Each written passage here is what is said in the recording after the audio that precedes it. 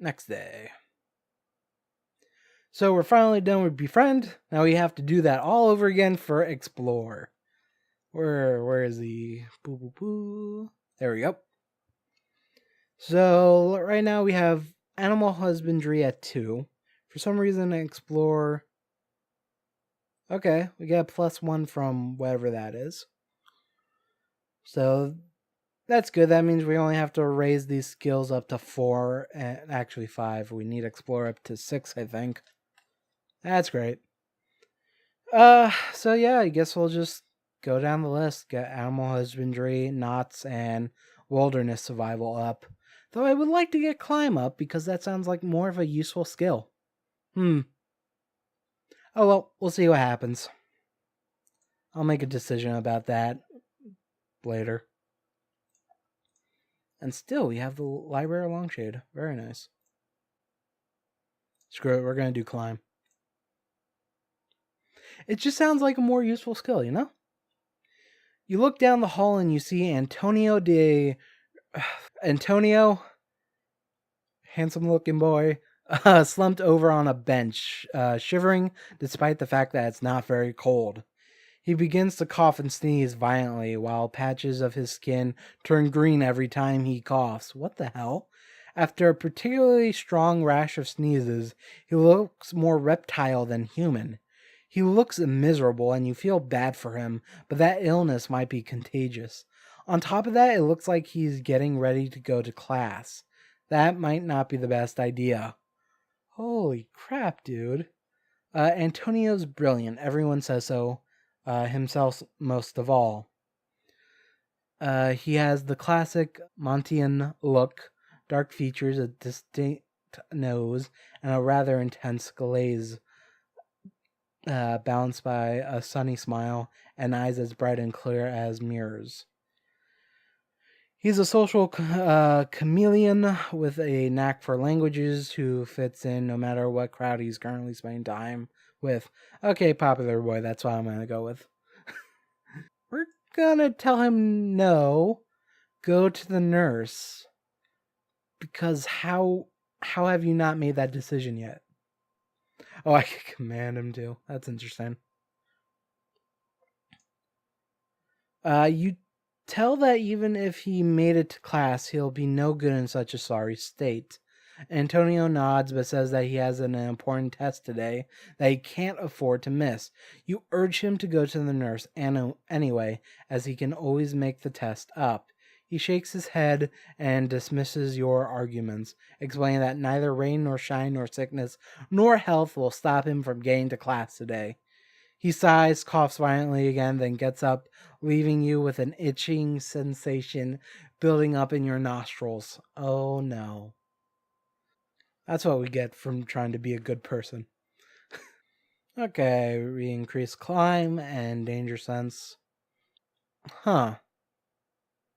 So, jeer.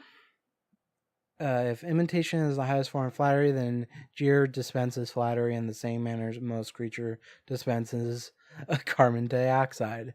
Interesting. So he used casual mimicry on myself and him. When he practiced his voices and expressions alone in front of a mirror, everyone knows he must. It works. It's a craftsman refining his tool. Our relationship temporarily increased by 2. That's interesting. Why would he do that to me? Oh, his mimicry skill was increased by 1. And Amarito Vegetable Market has been taught to Jer from using that skill.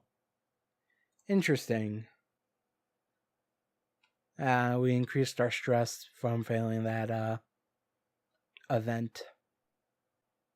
We have too many people on this list. And this list is just going to build. I'm not used to this. I don't think I had more than 1 person in my last playthrough. And now I just have 4.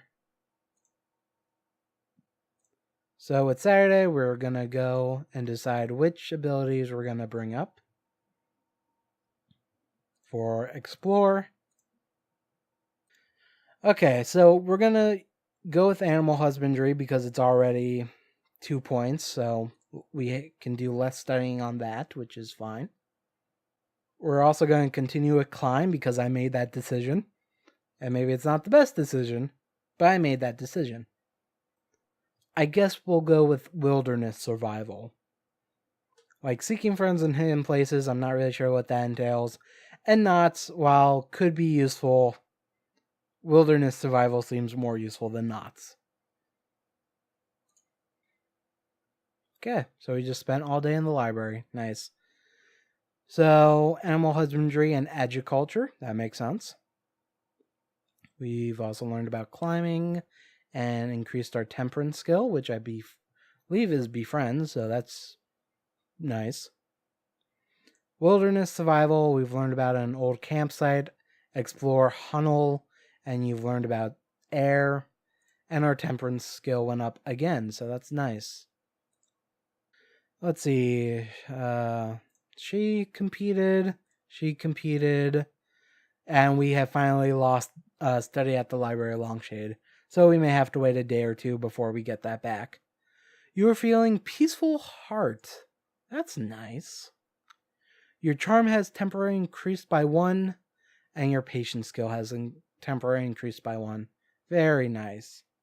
A peaceful heart gives one a feeling of utter sincerity, making it easy to glide on past all the disturbing things around you that are beyond your control, and increasing charm and patience by 1. Of course, it takes very little stress to bring those disturbing things right back down to the 4. So, now that we don't have the Library of Longshade...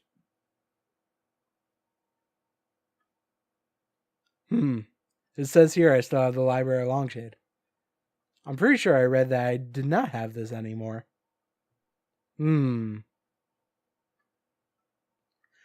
I guess to be nice, let's just say I don't have that ability for today.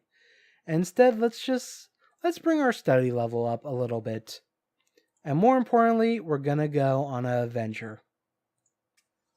So, I believe I want negation to be higher, and I want dialectic to be higher. And the adventure we're gonna do is called something... Oh god, do I remember this? What was it called again? Here we go. A meeting at the tavern. This, I believe, is one of the main adventures you can do in the game. There's like 5 of them, and if you go on one of them, it makes the other ones impossible to do. So you have to choose which one you want to do.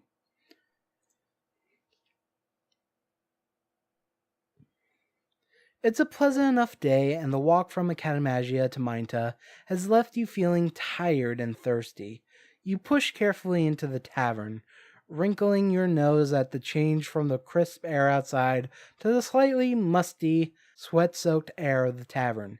It's busy today, crowded with men of all shapes and sizes. 5 smallish men, dressed in dirt-stained gear, are propped near the common fireplace, peering into the dead depths as though looking through at an oracle of wisdom, and conversing morosely about the state of the crops this year, and the price old Kilbarn got for the new cow. The tables are mostly filled up with a ragged and complicated bunch of men, several who look as though they've sailed in on a ship, with the tattoos and eye patches to prove it.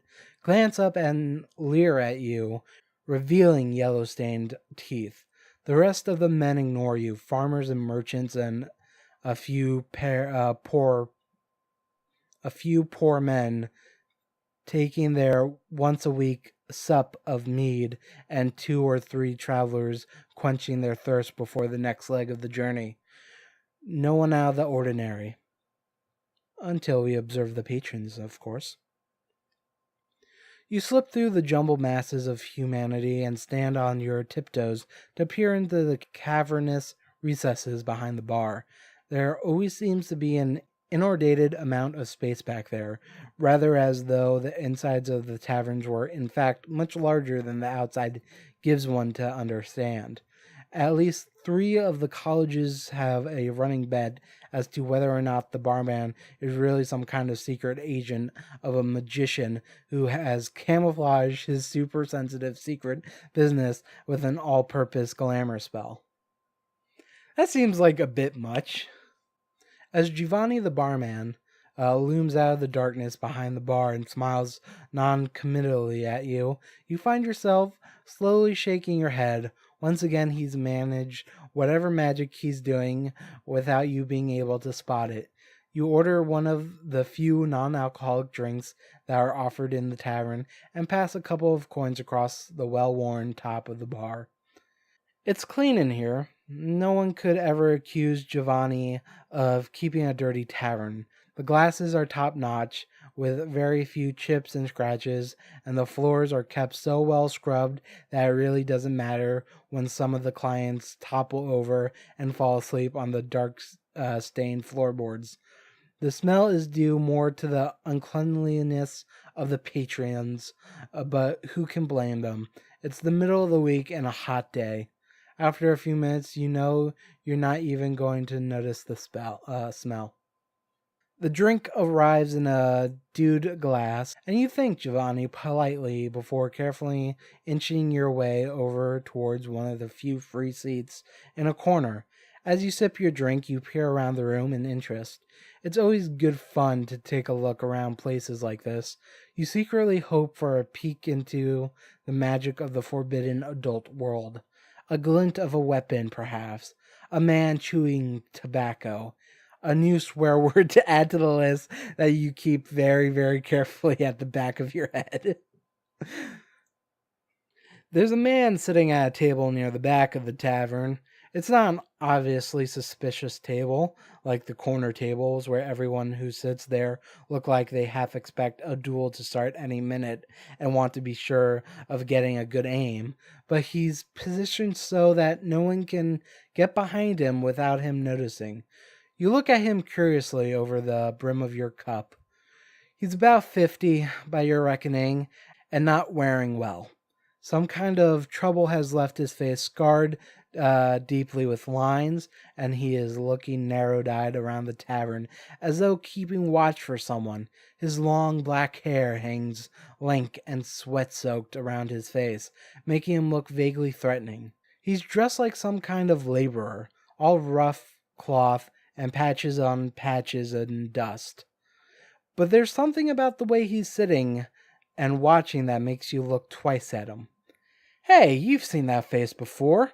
True, he looks different without his fashionable clothes and curls, but you can't mistake the sharp features, the thin chin, jutting like a dagger out of a strong broad jaw, the hooked nose. It's the captain of Minta. Yep, we took the captain venture. The other ones are you. This one you join the captain of the militia or whatever it's called. The other ones you join the pirates, or you join the school, or you join a bunch of thieves, I believe. This one makes more sense with the little backstory of my character wanting to be a cop, I think. I also don't know what happens in this adventure because I've done none of them in my previous attempts at this game.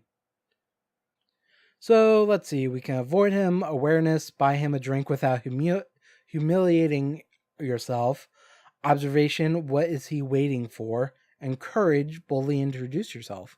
Let's try observation. You glance quickly towards the door. The captain's waiting for something, or someone, of that you're certain. All the people surging in and out of the tavern look pretty normal to you. Just the usual locals looking for something to drink in the middle of the day. Wait.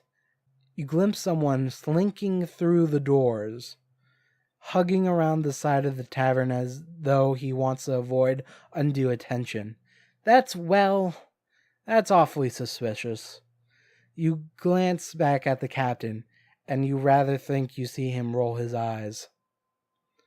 As a thin, nervous-looking man, a young man in black sneaks through the tavern in an almost artistically conspicuous way, you suddenly understand this is someone who works for the captain, and he's not very good. If he's not careful, he'll draw everyone's attention to the captain as well. So, that opened up flawless timing. See if you can help. Yeah, let's see if I can help.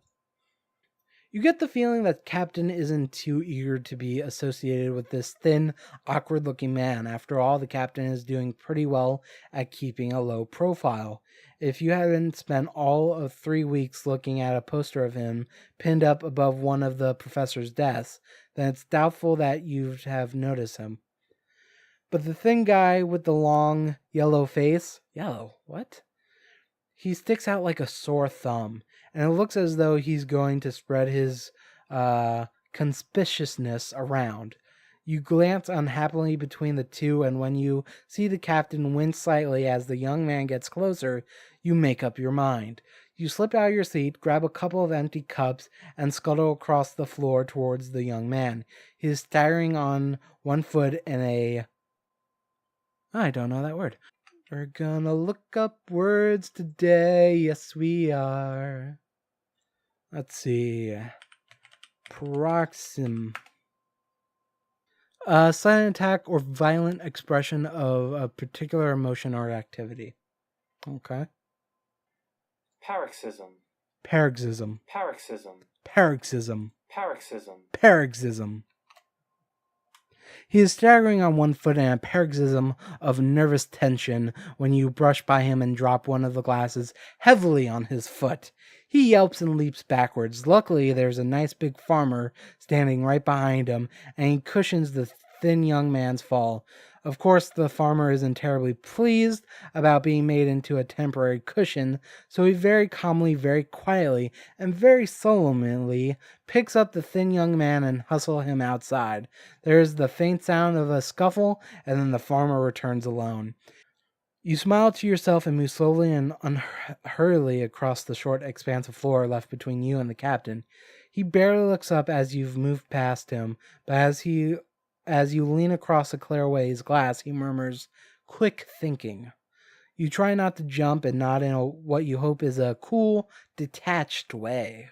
Rather, to your surprise, he ignores you completely as you clear the table and move over to the bar to deposit the dirty dishes. On your way back to your seat, you're all but given up on the tiny shred of hope that he might, well, speak to you. But as you move past his table again, he looks up and smiles. "Join me." The invitation is irresistible. You grin in return and flop down in the preferred chair. By the glint in his brown eyes, you have a feeling that this is going to be a very interesting day.